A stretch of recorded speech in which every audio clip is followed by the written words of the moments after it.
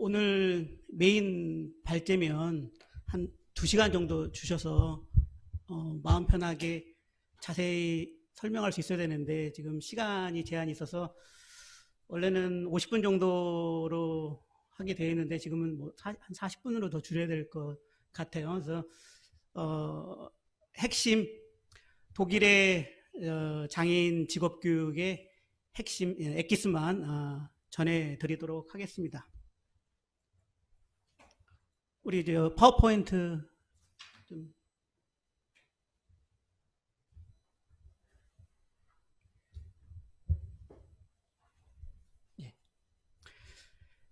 예. 오늘 주제가 독일의 장애인 직업교육인데요. 독일의 장애인의 직업교육에 대해서 언급하려면 독일의 교육제도에 대해서 먼저 살펴봐야 되고, 독일의 교육제도는 결국 직업교육 제도고요. 그리고 교육의 끝은 다 일자리를 얻는 겁니다. 그래서 비장애인이든 장애인이든 교육의 끝은 일자리를 얻는 것. 그래서 제가 독일에 2001년도에 유학을 가서 2016년도에 귀국했습니다. 15년 동안 독일에서 살면서 또 특수교육을 전공하면서 독일의 현장에서 우리 장애 아동들의 유치원부터 특수학교 그리고 성인계 장애인 공장에서까지 그 현장에서 15년 동안 보고 듣고 이제 배우면서 독일은 어떻게 해서 이렇게 수많은 중증 장애인들에게 일자리를 제공하고 있는가, 그게 사실 의문이었고 그 답을 알고 싶었는데 전 정말 올해 15년 동안 걸려서 결국 이제 알아낸 걸 저는 여러분한테 40분 안에 그걸 다 이제 엑기스만 알려드리게 됐습니다. 그래서 일단 큰 틀에서 독일의 장애인 직업교육이 어떻게 구성되는지 이해를 하시고, 만약에 한국의 독일의 장애인 직업교육 그 제도를 벤치마킹 하려고 할 때 왜 이것이 안 되는가, 우리나라에서는 그거를 이제 나중에 고민해 보시고, 그럼에도 불구하고 한국에서 벤치마킹을 하려고 할 때 그럼 어떻게 해야 되는가, 그 두 가지 질문에 대한 답은 이제 현장에 계시는 분들이니까 아마 찾아볼 수 있을 거라고 생각됩니다. 그래서 독일은 유치원 만 나이죠, 서양이니까. 그래서 3세, 4세, 5세, 3년 정도 유치원 과정이 되면 만 6세 될 때 초등학교에 들어갑니다. 초등학교는 4년 과정입니다. 초등학교 4년. 4학년 1학기 때 성적으로 진로가 결정이 됩니다. 그래서 보통 이제 남아 같은 경우는 좀 성장이 느려서 초등학교 4학년이면 상당히 어린데 너무 일찍 진로가 결정된다는 것에 대한 비판이 있긴 한데, 미리 초등학교 4학년 때 성적으로 진로가 결정되는 것이 거기서 만약에 끝난다면 이제 문제가 되겠지만, 각자 이제 상급학교로 진급했을 때 그 학생이 어떻게 하느냐에 따라 올라갈 수도 있고요, 또 내려갈 수도 있습니다. 그래서 구성이 보면 초등학교 4학년 끝나면 이제 우리는 6학년 끝나고 중학교 가는데 독일은 4학년 끝나고 5학년부터 중학교입니다. 그래서 보통 인문계 김나지움이라고 하는 이제 대학을 가려고 하는 인문계 중고등학교를 가고요. 그리고 나머지 학생들은 이제 직업 이제 학교로 갈 수 있는 이제 중학교 해가지고 레알슐레랑 하프슐레가 있습니다. 좀 더 자세히 살펴보도록 하겠습니다. 그래서 지금 큰 틀은 비장애 학생들의 직업교육이 어떻게 되어 있는가, 그 다음에 장애 영역에 내려와서 경증 장애 학생의 직업교육은 어떻게 되어 있는가, 그리고 중증 장애 학생들의 직업교육은 어떻게 되는데, 이 큰 세 가지 큰 틀입니다. 그러니까 여러분은 제 설명을 들으시면서 비장애 학생의 영역, 경증 장애 학생의 영역, 그리고 중증 장애 학생의 영역에서의 직업교육이 뭔지 그 엑기스만 뼈대만 이제 이해하시면 됩니다. 그래서 비장애 학생 영역을 먼저 이제 설명드려야 되는데, 초등학교 이제 4학년 1학기 성적으로 보통 우리 같으면 이제 우에 해당되는 성적을 받는 친구들이 한 반에 한 30명일 때 일부러 제가 이렇게 10명씩 단위로 10등, 20등, 30등 나눠놨습니다. 근데 이건 여러분의 이해를 구하고자 제가 임의적으로 한 거고요. 독일에는 등수가 없습니다. 그러니까 절대평가지 상대평가는 없습니다. 그래서 등수는 편의상 제가 10명 앞에 상위권, 중간에 중위권, 하위권을 이제 구별하느냐고 이제 써놓은 거거든요. 독일에는 등수가 없다는 거. 그래서 상위권에 해당되는 친구들은 김나줌에 갑니다. 그래서 우리나라는 중고등학교가 6년이지만 5학년, 6학년이 이제 중학교에 붙기 때문에 8년. 그리고 예전에는 독일의 김나줌은 9년 과정에서 1년이 더 있었는데 그것이 너무 길다 해서 1년 줄였다가 또 최근에는 또 그게 또 학생들한테 영향을 준다 해서 다시 1년 다시 옛날로 돌아가서 중고등학교 김나줌 과정이 이제 9년 가는 편입니다. 그래서 비장애 학생의 영역에서의 직업교육은 기본적으로 이원 제도라고 합니다. 두알 시스템이라고 하는데 우리나라에서도 이제 뭐 마이스터고 이제 벤치마킹을 했죠. 독일에서. 그 이원 제도라는 것은 이제 산학 협동, 산업체와 학교가 협동하는 것. 그래서 두알 시스템 이원 제도는 고등학생 나이가 되면 이제 중학교 졸업하고 그 3년 기간에 직업학교를 이제 다니는 겁니다. 직업학교는 하루나 1.5일을 나가고요. 나머지 3, 4일은 산업체 현장에 가서 마이스터 밑에서 실습을 받습니다. 네, 굉장히 현실적이고 실용적인 직업 어떤 훈련, 교육 훈련 과정인데 직업학교의 역할과 그리고 산업체 현장에서 실습하는 이렇게 두 개로 나눠진 거예요.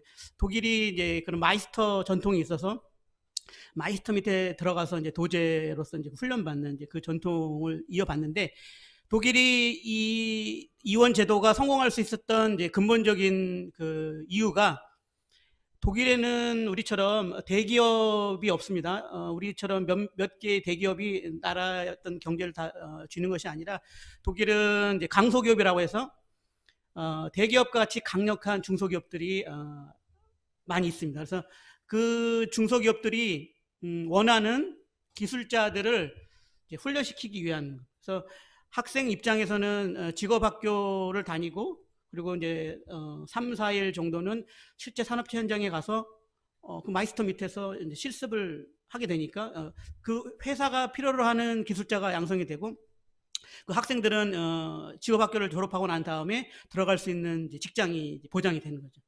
그러니까 산업체 입장에서도 본인들이 원하는 기술자가 양성이 되고 또 학생 입장에서는 자기가 들어갈 직장이 이제 보장이 되는. 그리고 또 중요한 거는 이제 평생 직장 개념이 굉장히 중요한데 우리는 IMF 이후에 비정규직의 또 평생 교육 평생 직장의 개념이 많이 약해져 있는데 우리가 이 이원 제도를 벤치마킹하고 도입하려면 대기업을 독일의 그 강소기업처럼 다 쪼개서 하나의 대기업이 예를 들어 뭐 100개의 강소기업으로 쪼개진다면 많은 사람들이 우리의 현실은 대기업은 가려고 하는데 중소기업을 가지 않으려고 하는 거잖아요. 그러니까 중소기업이 아니라 이제는 어떻게 보면 강소기업을 키워야 될 필요가 있다. 그래서 충분히 우리나라도 실천을 할 수 있는데 여건이 과연 우리가 경제 민주화를 하고 대기업을 독일의 이런 강소기업처럼 만들어서 수많은 학생들을 직업학교와 직업 어떤 훈련 과정으로 끌어낼 수 있는지. 지금 뭐 마이스터 고등학교를 벤치마킹 했지만 마이스터고 같은 경우는 상위권에 있는 학생들을 데려다가 특별히 훈련을 시켜서 기업에 취업시키는 경우라서 독일이 원래 취지인 이 이원 제도하고는 좀 맞지 않는 겁니다. 그래서 독일의 지금 이원 제도는 상위권에 있는 학생들을 위한 것이 아닙니다. 상위권의 학생들은 주로 이제 대학에 가서 이제 갈 학생들이고 중위권과 하위권 학생들을 위한 제도이기 때문에 그래서 중위권에 해당되는 학생들은 레알슐레라는 곳을 갑니다. 레알슐레에 가면 중학교를 이제 졸업하게 되면 이제 고등학교 과정에 이제 직업학교로 가게 되는데 중급 기술자 상위의 직업군에 해당됩니다. 그래서 보면 우리는 유치원 교사가 되려면 대학의 유아교육학과를 가는데 독일에서는 유치원 교사가 되려면 직업학교에 갑니다. 대학에 가는 게 아니라 직업학교에. 그러니까 그리고 뭐 물리치료사가 되겠다 하면 우리는 뭐 대학에 가서 물리치료를 전공하잖아요. 근데 독일은 직업학교에 가서 물리치료사가 됩니다. 근데 이제 전문대나 4년제 대학이 독일의 직업학교의 역할을 하는 것에 대해서 저는 긍정적으로 생각합니다. 왜냐하면 독일과 달리 한국은 대학을 나오지 않으면, 대학 졸업장이 없으면 사회에서 불이익을 당하고 많은 어떤 어려움들이 있기 때문에 대다수가 대학을 가려고 하고 7, 80%가 대학을 가는 나라가 전 세계에 거의 없어요. 그만큼 우리는 대학에 졸업장에 이제 목을 매니까 독일의 직업학교의 역할을 전문대나 사립대학들이 해줄 수 있는 것에 대해서는 저는 긍정적으로 생각합니다. 그리고 이제 하위권에 내려오면 이제 합슐레의 이제 중학교 과정을 하고 5년 하고 이제 고등학교 과정에 이제 직업학교에 가게 되면 이 친구들은 이제 하급 기술자입니다. 그래서 우리가 보통 알고 있는 3D 직종의 직업군을 갖고 있습니다. 그래서 예를 들어 우리 발달장애인들도 보면은 그런 빵 만드는 제빵 이런 거 많이 하잖아요. 바리스타 이런 거 많이 하시잖아요. 독일에서 제빵사가 되는 것은 3D 직종입니다. 우리 하위권에 합슐레를 나온 친구들이 가는 이제 직종 중에 하나입니다. 그래서 제빵사가 되는 게 왜 3D 직종인가? 왜 그런가 했더니 이 제빵사 그 실습을 하는 사람들은 밤에 잠 안 자고 밤새 빵을 만든다고 합니다. 그리고 아침에 신선한 빵이 나오면 이제 독일 사람들은 아침 식사를 하기 위해서 빵을 사러 오죠. 신선한 빵을. 그러니까 남들이 잘 때 깨어서 일을 해야 되고 남들이 출근할 때 그때서야 자니까 3D 직종이라고 합니다. 그래서 이제 비장애 학생 영역에서의 하위권에 있는 학생들은 하급 기술자, 그러니까 우리가 보통 3D 직종이라고 하는 영역에서만 이제 일을 할 수 있게 되는 거고요. 근데 문제는 다른 동유럽의 좀 가난한 나라의 사람들이 독일에 와서 이 3D 직종에 대해 종사를 합니다. 그래서 예를 들어 청소 용역 같은. 그러면은 하위 직업군에 있는 독일 학생들과 동유럽에서 온 외국인 근로자랑 이제 경쟁을 해야 되는 상황이고, 다음에 설명하겠지만 이제 경증 장애인들도 일반 노동시장에 와서 이 하위권에 있는 비장애 학생들과 경쟁을 해야 되니까 하위권에 있는 비장애 학생들, 외국인 근로자, 경증 장애 학생, 이 3파전이 이제 벌어지게 되는. 근데 이게 우리나라에 와서도 분명히 똑같이 적용할 경우 그런 일이 이제 벌어질 거라는 거죠. 그러니까 장애 학생들을 위한 직업 교육과 그리고 직업 교육 후에 일자리 창출에 있어서 약간 어떻게 보면 걸림돌이 될 수 있는, 진입 장벽이 높아질 수 있는 부분이라는 거죠. 그리고 대학의 3분의 1이 대학을 간다 하더라도 독일은 이제 대학이 평준화돼서 대학 들어가기에는 쉽습니다. 이미 3분의 1이 김나듐이란 중고등학교가 이미 대학을 가기로 전제되는 곳이기 때문에 대학의 문은 쉽게 열려 있어요. 근데 문제는 100명이 들어갔다 하면 나중에 졸업하는 사람은 예를 들어 뭐 7, 80명인 거예요. 나머지 2, 30명은 어디로 갔는가 했더니 본인이 전공이 적성에 맞지 않거나, 그리고 그 어려운 이제 전공인 경우 따라가지 못해서 이제 중퇴를 합니다. 그럼 독일은 대학을 중퇴하는 사람이 굉장히 많고, 그 중퇴하는 사람들은 다시 다른 대학을 가거나 전공을 바꾸거나 아니면 대부분은 직업학교로 내려갑니다. 우리 입장에서는 직업학교로 내려가는 거지만 독일에서는 직업학교로 내려가는 게 아닙니다. 그러니까 또 다른 기회가 많이 있는 거예요. 그러니까 대학을 가는 것도 결국 직업교육인 거고, 대학을 가지 않는 3분의 2 학생들에게도 모두가 직업교육인 거예요. 그래서 직업에 대한 걱정이 없는 거가 제일 이제 부러웠던 부분입니다.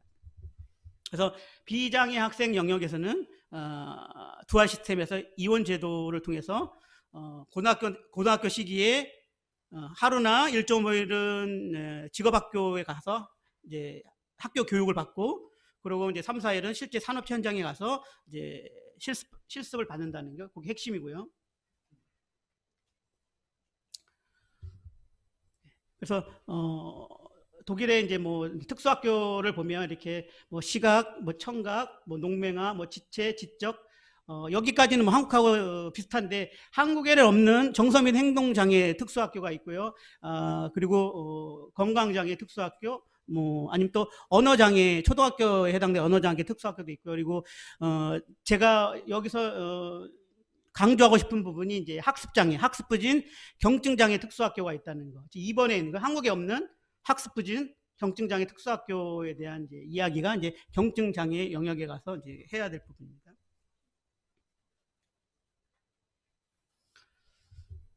그 장애 그 유형별 통계를 보니까 우리나라는 지적장애가 54% 제일 많고요. 독일을 보면 지적장애, 지적자폐 발달장애가 16%밖에 안 됩니다. 물론 다른 장애 유형에 비해서는 독일도 여전히 많아요. 근데 왜 지적장애, 자폐성 장애 왜 16%밖에 안 되는가 봤더니 독일은 한국에 없는 경증장애, 학습부진, 학습장애 특수학교가 많기 때문에 우리나라에 없는. 거기에 거의 40% 전체 장애 학생의 40%를 경증장애, 학습부진, 학습장애 특수학교가 차지하고 있기 때문입니다.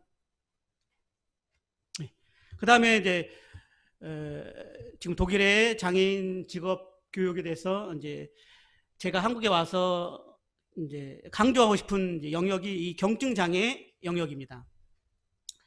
경증장애, 그러니까 비장애 학생과 중증장애 학생 사이에 껴있는 이 경증장애 학생 영역을 독일은 굉장히 정성을 들이고 투자를 많이 해서 너무 놀랐던 부분이라서 보시면 이 경증장애 영역이 얼마나 넓은가 하면 비장애 학생들 중에 그 하위권 30등 그 언저리에 있는 하위권 학생들 중에 학습부진 2번 정도 뭐 유급을 당하면 본인은 비장애 학생인데도 불구하고 공부하지 않았다는 이유만으로 이 경증장애 영역으로 내려옵니다.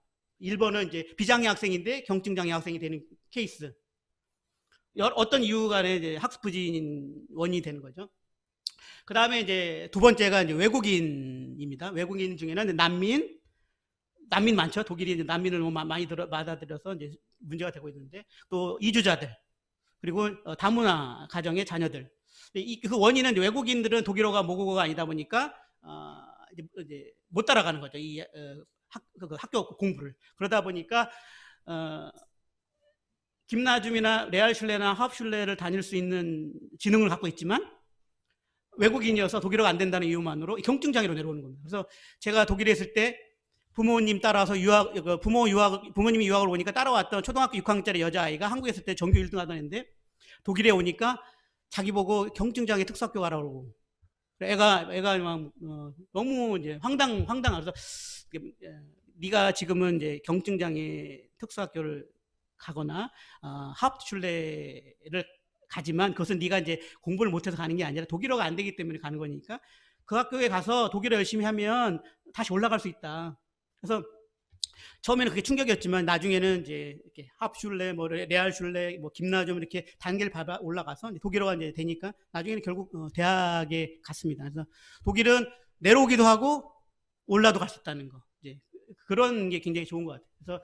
그래서 비장애인데 경증장애가 될 수 있는 경우, 그리고 비장애인 외국인인데 경증장애인 취급받는 경우가 있을 수 있고요. 그런데 세 번째가 이제 장애 학생들입니다. 세 번째는 이제 경증 장애 학생이 될 수 있는 친구들이 이제 실질적인 학습 장애를 갖고 있어서 난독, 난산, 그런 난독증 갖고 있는 진짜 기질적인 학습 장애 때문에 학습 부진이 이루어져서 경증 장애가 될 수도 있고요. 정서 및 뭐 행동 장애, 뭐 ADHD 같은, 아니면 자폐성 장애, 그리고 우리 이제 발달장애에서는 지적장애인들 중에는 뭐 지적장애 3급이나 경계선 지능을 갖고 있는 친구들은 어쨌든 비장애 학생들보다는 이제 지능에 이제 문제가 있기 때문에 학습부진이 될 수밖에 없고 결국 경증장애 학생 영역이 옵니다. 그래서 이렇게 다양한 비장애 학생들 중에서는 상대적으로 하위 그룹에 있는 친구가 내려오기도 하고, 중증장애 학생들 안에 상대적인 경증들이 이 경증장애 학생 영역으로 올라오기도 하고요. 지적장애 3급이나 보면. 그래서 이 경증장애 학생들의 그러면 직업교육은 어떻게 이루어지는가? 똑같이 이원제도입니다. 두알 시스템. 하루나 1.5일은 직업학교에 가서 학교 교육을 받고요. 나머지 이제 3, 4일을 산업체 현장에 가가지고 실습을 해야 되는데, 비장애 학생들과 똑같이. 근데 이 경증장애 학생들은 비장애 학생들과 똑같이 경쟁하기에는 이제 약점이 많죠. 그래서 경증장애 학생들에게는 니네가 직접 산업체에 가서 실습할 수 있는 뭔가를 찾아라라고 하기보다는 경증장애 학생들을 위해서 따로 직업훈련소를 마련해 줍니다. 그래서 경증장애 학생들은 산업체 현장에 직접 가서 실습을 하는 게 아니라 그 비장애 학생들보다 이제 부족한 부분을 채워주기 위해서 직업훈련소에 갑니다. 그러면 직업훈련소가 이제 산업체의 역할을 하는 겁니다. 직업훈련소에서 무려 1인당 우리나라 돈으로 한 1억 5천 11만 유로 정도 1인당 11만 그러니까 보면은 직업훈련소에 한 400명 정도가 다니는데 1인당 1억 5천만 원을 400명이면 얼마입니까? 그래서 조그만 한 도시의 직업훈련소의 그 규모가 어마어마하다라는 거를 이제 그래서 경증 장애 학생한테 이렇게 많은 돈을 들여서 직업훈련을 시키는 이유가 뭔가? 결국 제가 그 다음 밑에 나오는데 경증 장애 학생들 이 다양한 영역에 있는 경증 장애 학생들이 직업 교육과 그리고 직업 훈련을 받아서 70% 이상이 취업을 하게 됩니다. 70% 이상이. 그래서 일반 노동시장에 가서 비장애 학생들과 경쟁을 해서 일자리를 얻습니다. 그래서 저 직업훈련소가 1억 5천만 원씩까지 투자하는 이유가 만약에 경증장애 학생의 70% 이상을 취업을 안 시키면 나라에서 지원을 안 합니다. 직업훈련소에. 그렇기 때문에 직업훈련소는 학생들 70% 이상 취업시키기 위해서 정말 열심히 합니다. 목숨을 걸고 해요. 그러니까 효과를 볼 수밖에 없는 거예요. 그래서 결국 경증 장애인들이 직업훈련소를 통해서 결국 세금을 내는 시민으로 양성이 된다는 겁니다. 근데 우리나라는 어떤가 볼 때 우리나라는 이 독일의 경증 장애에 해당되는 많은 친구들이 일반 학교에 통합돼서 장애 학생인지도 모르면서 그냥 공부 못하는 학습부진화로 취급받고 있죠. 그러면서 학교 폭력의 당사자가 되거나 아니면 가해자가 되거나 그렇죠?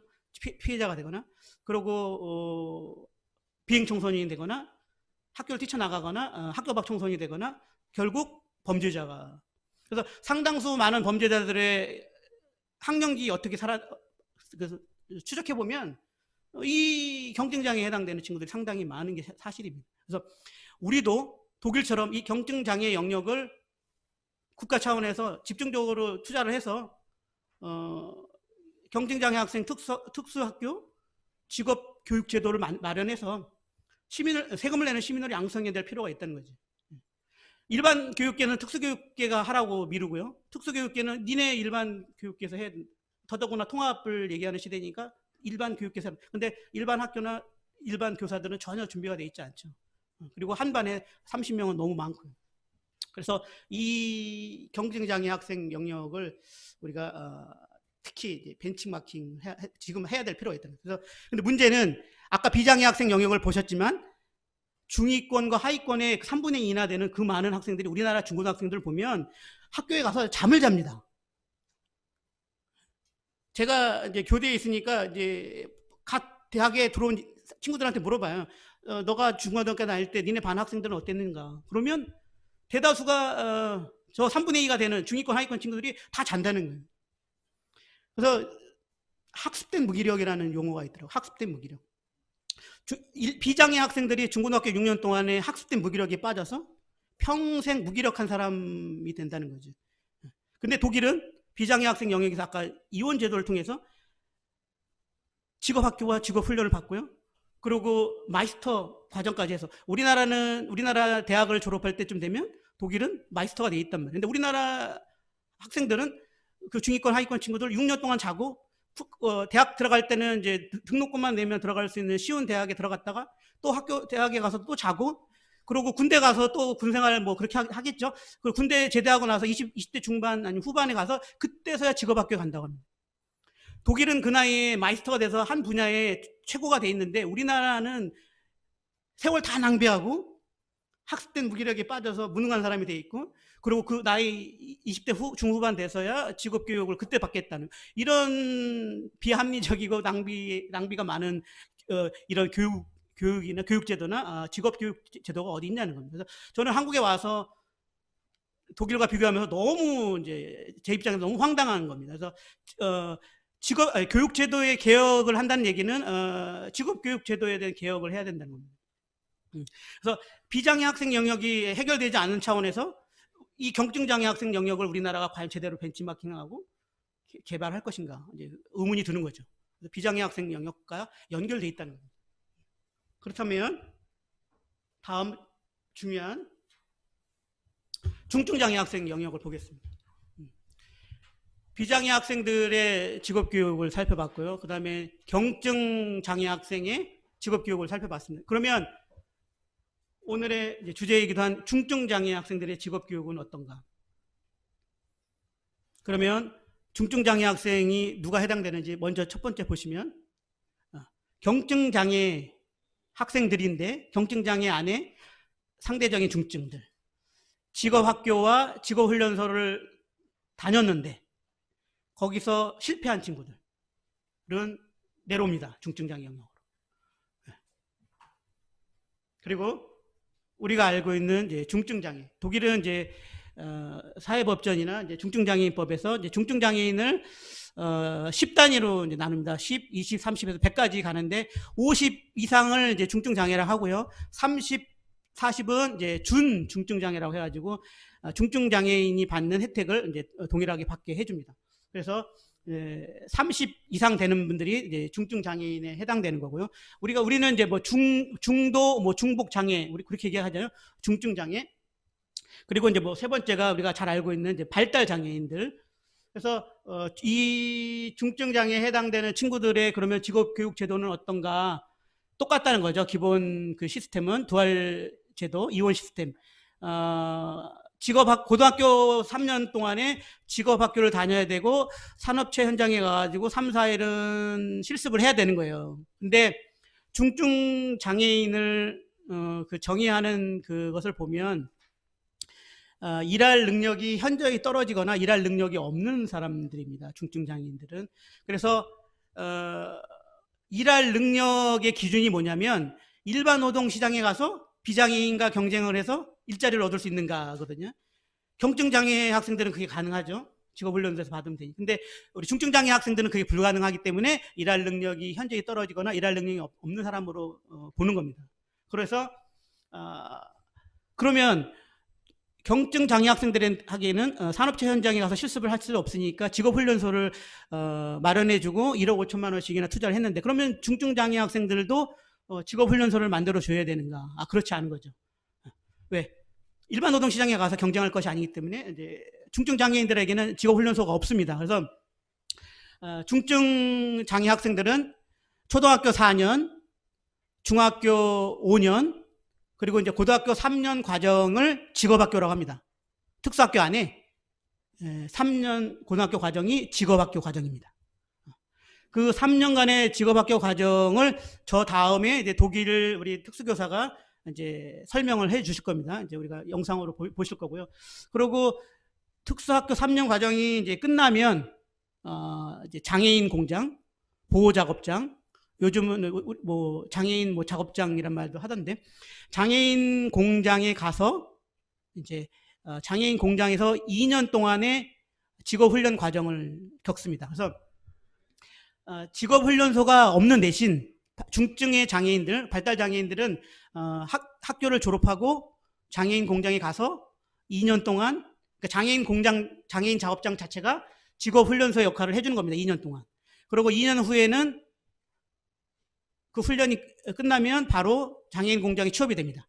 장애인 공장에 취업이 되면 20년간 아무래도 발달장애인들은 이제 기능이 빨리 이제 떨어지니까 20년간 이제 근속을 하게 되면 은퇴할 수 있는 기회를 줍니다. 나이 40살에 이제 은퇴를 하려는 이제 장애인들은 없어요. 요즘은 이제 의학이 발달하고 해서 나이가 40이어도 굉장히 젊습니다. 그래서 대부분은 65세까지 연장을 해서 장애인 공장을 다니고 있습니다. 장애인 공장을. 그래서 무려 독일의 발달장애인 30만 명 이상이 장애인 공장을 다니고 있습니다.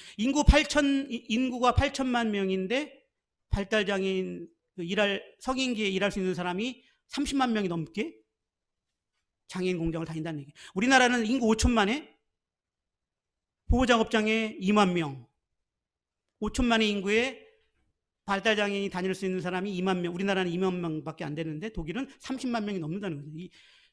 8천만의 인구가 우리 5천만 명이니까 그러니까 우리가 독일의 이런 중증 장애인의 그런 직업 교육 이걸 벤치마킹을 한다면 우리도 충분히 성인기에 있는 모든 발달 장애인들이 보호작업장에 장애인 공장에 취업할 수 있다. 근데 우리나라는 중증 장애인들이 보호작업장에 가면 질은 떨어지는 물건을 만들고 값은 비싸게 내서 팔리지 않고 아니면 그런 약점이 있다고 하는데 독일은 똑같은 발달 장애인들인데 오히려 제품이 싸고 질은 더 좋고 그러니까 기업으로부터 하청을 받아서 일을 할 수 있는. 근데 똑같은 발달 장애인인데 왜 한국의 발달 장애인은 기능이 떨어지고 독일의 발달 장애인은 기능이 좋은가? 그게 아니더라는 거예요. 전 처음에는 이해가 안 갔어요. 독일의 발달 장애인들은 뭔 기술이 있길래 이렇게 성공하고 한국의 보호작업장은 왜 안 되는가? 근데 제가 찾은 답은 그거였습니다. 아주 간단했습니다. 여기 독일은 성인기에 있는 중증 장애인, 발달 장애인들한테 기초생활수급권을 우리나라의 기초생활수급권에 해당되는 기초연금을 줍니다. 그러니까 일할 능력이 현저히 떨어지거나 일할 능력이 없는 중증 장애인들에게는 기본적으로 복지 혜택을 줘서 기초연금을 통해서 의식주 문제가 해결이 됩니다. 그래서 집에서 일 안 하고 그냥 먹고 놀아도 됩니다. 근데 성인기에 있는 대다수의 발달 장애인들은 장애인 공장에 와서 일을 하는 것을 기꺼이 좋아합니다. 그래서 초창기에는 장애인 공장이 돈을 받았어요. 회비로. 일할 수 있는 기회를 주는 대신 회비를 받았단 말이에요. 지금은 이제 법적으로 보장을 받기 때문에 권리이기 때문에 성인기에 있는 모든 발달 장애인은 장애인 공장에 와서 일할 수 있는 권리가 있습니다. 그래서 대부분이 장애인 공장에 와서 일을 하고요. 그래서 이제 장애인 공장에서는 이제 월급은 못 줍니다. 우리처럼 뭐 100만 원을 줘야 되고 이런 부담감이 없는 겁니다. 기초연금은 해결되기 때문에 장애인 공장이 주는 월급은 한 20만 원에서 60만 원 사이. 정말 용돈밖에 안 되죠. 그래서 기능이 좋은 친구는 60만 원까지 받을 수 있고요. 기능이 많이 떨어진 친구는 한 20만 원 정도 받는 겁니다. 이걸로 생활할 수 있는 건 아니죠. 하지만 이제 비판은 있습니다. 이게 왜냐하면 중증 장애인이라고 장애인 공장에 가둬놓고 그렇게 20만 원에서 60만 원 주는 것 같고 이제 비판을 이제 받긴 하는데 우리나라 입장에서 우리나라의 중증 장애인 전체의 성인기의 이런 일자리 창출을 위해서는 독일의 장애인 공장 정도 수준까지는 우리도 가야 되지 않는가. 왜냐하면 소수만이 아니라 대부분의 발달 장애인이 성인기에 장애인 공장에서 일을 하는 걸 봤기 때문에 이제 단 한 가지 조건이 있습니다. 권리이기 때문에 갈 수는 있는데 사회성이 떨어지고 문제 행동을 하면 장애인 공장에서 받아주지 않습니다. 그래서 발달 장애인들은 어렸을 때부터 이 문제 행동 부분을 잡아줘야 돼요.